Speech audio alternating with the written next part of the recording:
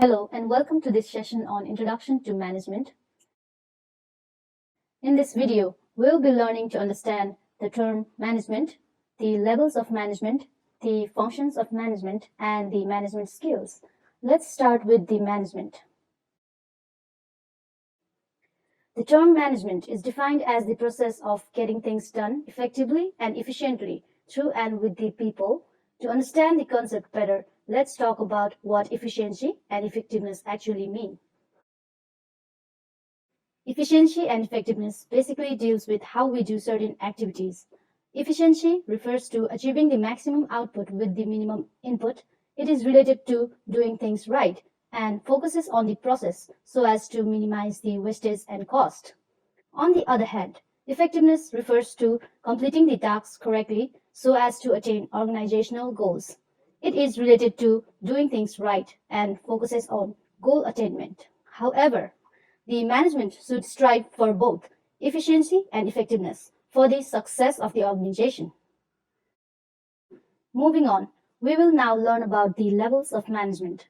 This pyramid shows different managerial positions in an organization, which is basically categorized in 3 levels: top-level management, middle-level management, and lower-level management. Moreover, these levels also determine the chain of command, delegation of authority, and responsibility.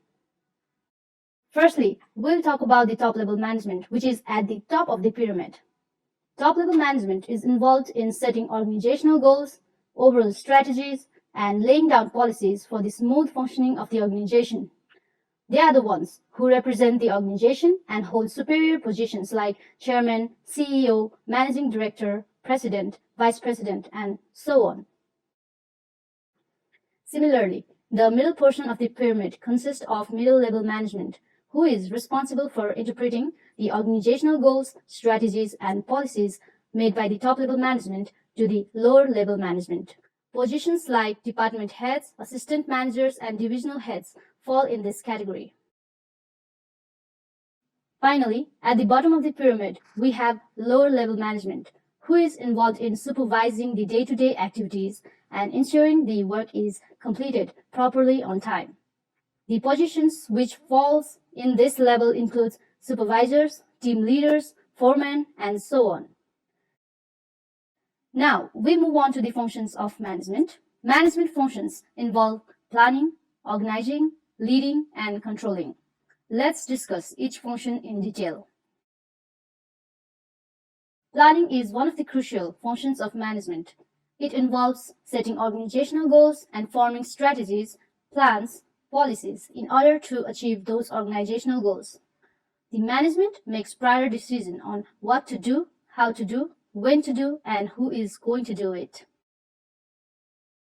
After goals, strategies, plans, and policies are made, the management organizes the essential resources and people in order to put the plan into action.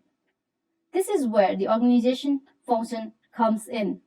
Organizing further involves identifying and grouping of activities, defining duties and responsibilities, and delegation of authority.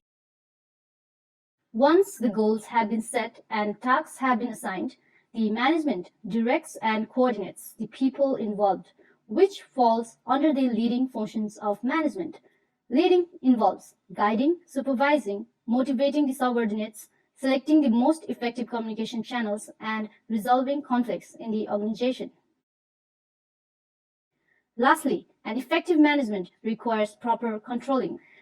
Controlling involves establishing standard performance, monitoring and measuring the actual performance, comparing standard and actual performance to see if there are any deviations, and taking corrective actions.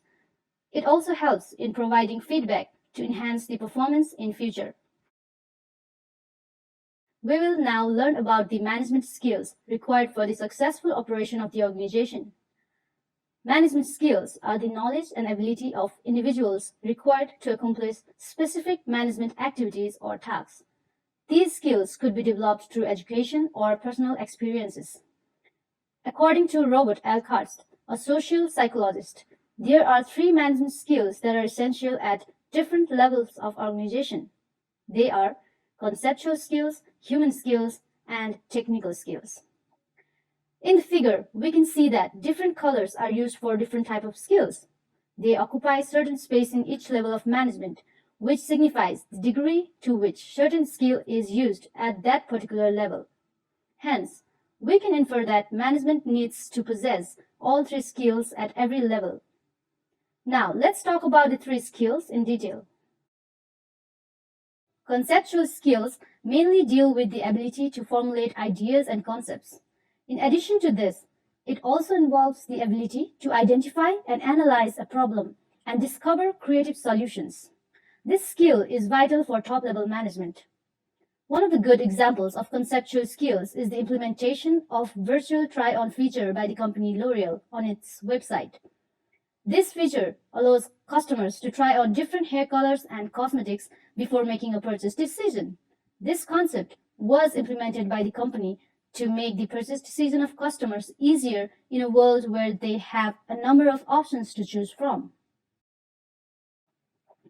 Another important management skill is human skills.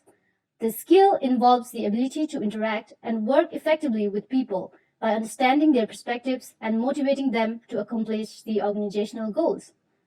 Furthermore, managers can use this skill to make the best use of human resources for better outcomes.